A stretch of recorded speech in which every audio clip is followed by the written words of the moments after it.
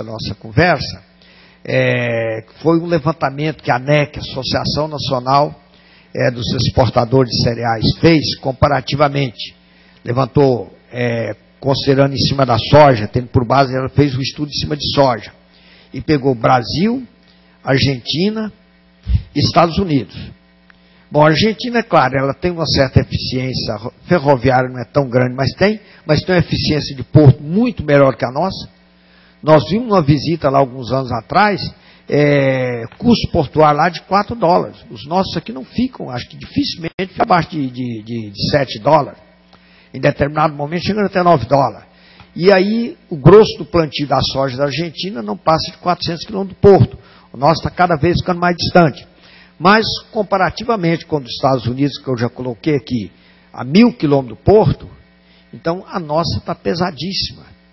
Quer dizer, nós vendendo soja aí, em torno aí, vamos dizer assim, de $350, e gastando aí em torno de $70. Quer dizer, muito alto.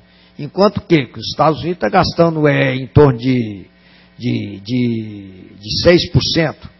Quer dizer, quando nós estamos gastando aí em torno de 20%, os Estados Unidos gastam em torno de 5%, 6%.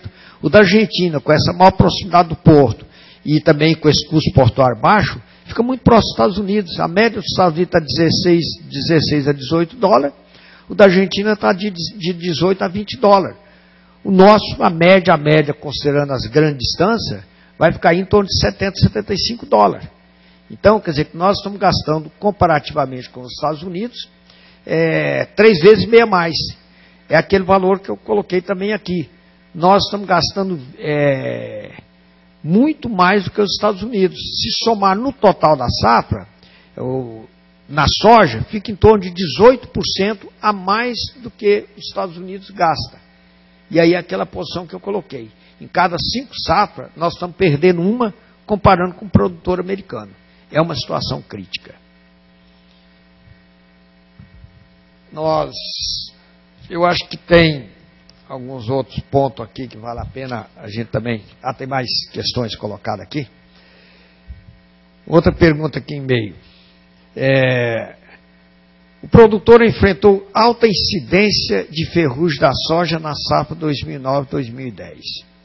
Esse problema pode ter sido acarretado pelo plantio, dado o plantio ter iniciado mais cedo e não ter cumprido todo o período vazio sanitário? Sim, esse também foi um dos fatores. Claro que contribuiu. Não foi tão generalizado, até porque também esse plantio mais antecipado ele não foi generalizado. Esse plantio mais antecipado ele ocorreu na região sudoeste, mas é claro que também contribuiu.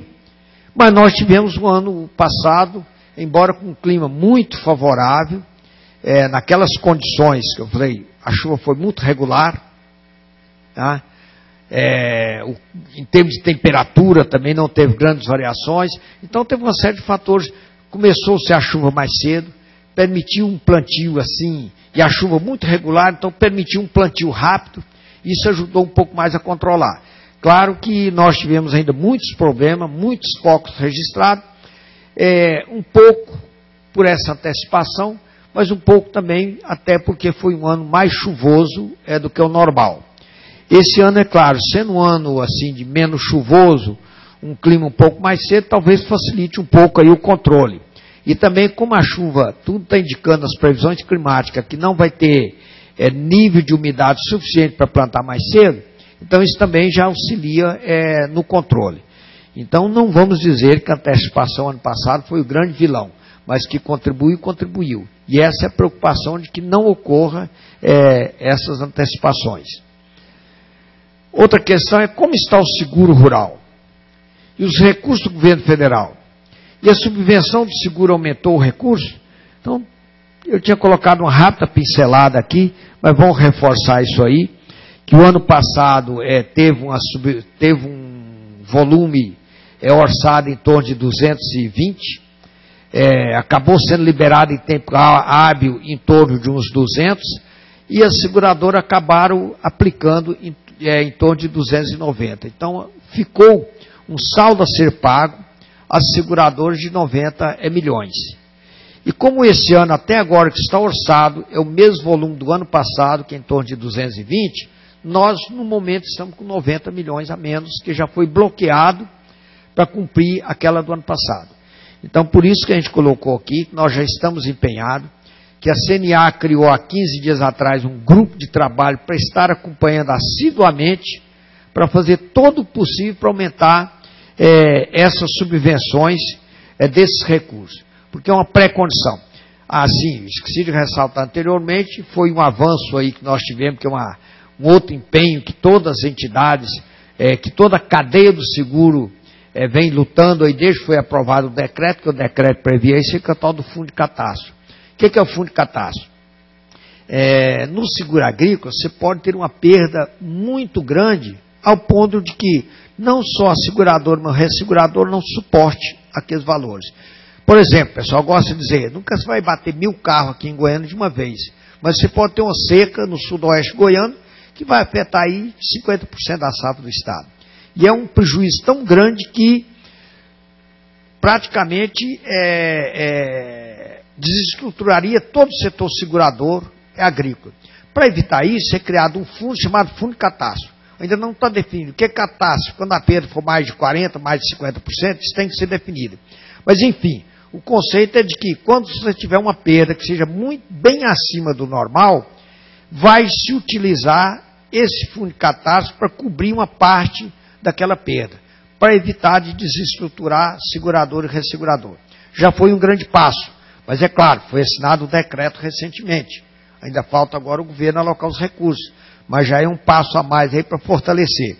Então, o que nós temos até colocado junto ao governo é o seguinte: todo ano, eu falo todo ano porque nesses últimos anos tem sido meio sistemático. Quase todo ano aí, porque se não perde no centro-oeste, perde na região sudeste, perde na região sul, todo ano nós estamos tendo aí um volume significativo de renegociações. E renegociações aí que envolve 2, 3 bilhões ou até mais. Fizemos um cálculo aí, claro, um cálculo assim grosseiro, simplificado, mas se nós calcularmos aí hoje dos total da área plantada, se tivesse um custo aí aproximado do seguro aí em torno de R$70 por hectare e o governo tivesse bancar metade, em torno dos 40, ele não gastaria nem os 2 bilhões para poder dar uma cobertura total do seguro. Claro que isso é um sonho. Se a gente chegar a 50% está bom. Porque se o governo colocasse hoje 1 bilhão, ele tem liberado aí um recurso controlado acima de 50 bilhões, perto de 60 bilhões, com recurso com juro controlado, tira 1 bilhão disso aí, ou acrescenta. Quem já está concedendo 55, 60 bilhões, acrescentar mais 1 bilhão não vai afetar toda a estrutura do orçamento do governo. Então, por que não pegar 1 bilhão? Com 1 bilhão nós já teríamos condições aí de praticamente cobrir de seguro 60% da nossa área plantada. E com certeza, no mínimo uns 50%, 70% dessas prorrogações que têm acontecido, ela será minimizada com o seguro agrícola. Então esse é um empenho que a gente tem feito junto ao governo, mostrado isso aí para ele. Vai ficar muito mais barato ele subvencionar o seguro do que estar todo ano aí nessa luta e ele acaba tendo que colocar mais recursos para renegociar. Outra questão aqui, as relações de troca podem ser mais confortáveis para o produtor rural na próxima safra. O que nós estamos verificando aqui é que, se comparar com o que foi o ano passado, sim, o preço do ano passado estava muito baixo, mas o preço médio do milho e da soja estava bem abaixo do preço histórico. Não está tendo assim uma recuperação significativa de preço, mas nós acreditamos que o milho esse ano já possa se comportar muito próximo do mínimo, quanto o preço médio do ano passado, aí, tendo referência aqui em Goiás, é em torno de 13 a 14 reais. Então, se ele vai, e como o adubo do ano passado, os insumos fertilizantes, até agora não subiram muito, então ele está acreditando que sim. Tanto que no ano anterior nós tivemos muitas trocas aí, no caso de soja, em torno de 27, 28 sacos. Se fizer um cálculo hoje, ele ficaria em torno de 24. Já está no limite superior da média histórica, que a média histórica aí é em torno de 22, 23. Já está um pouquinho acima. mas já está uma condição um pouco mais favorável do que foi o ano passado. Porque, é claro, os adubos não subiram tanto, e a gente está vendo aí uma chance dos produtos agrícolas subirem um pouco mais e talvez compensar mais um pouco do que esses que subiram os insumos.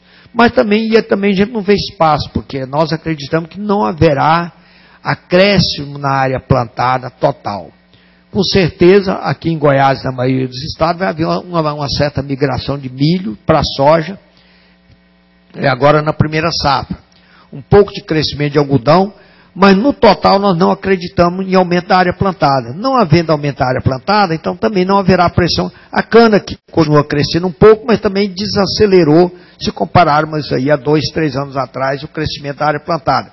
Então a gente não vê assim uma pressão muito grande em cima do mercado de insumos para que tenha um estouro de preço. Mantendo os níveis próximos de hoje, a gente deve ter aí uma condição de troca um pouquinho mais favorável. Nada significativo, mas uma ligeira folga para o produtor.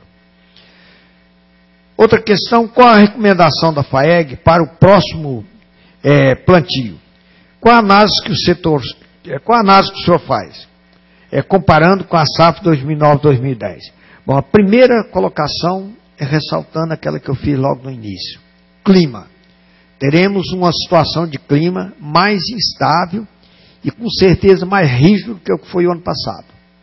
Isso vai exigir do produtor, até na hora de decidir plantar, observar melhor a situação climática.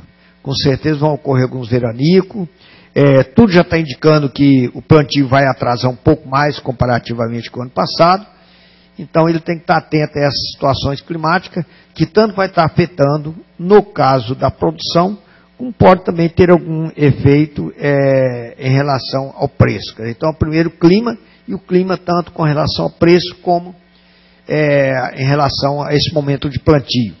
Em relação ao preço é isso.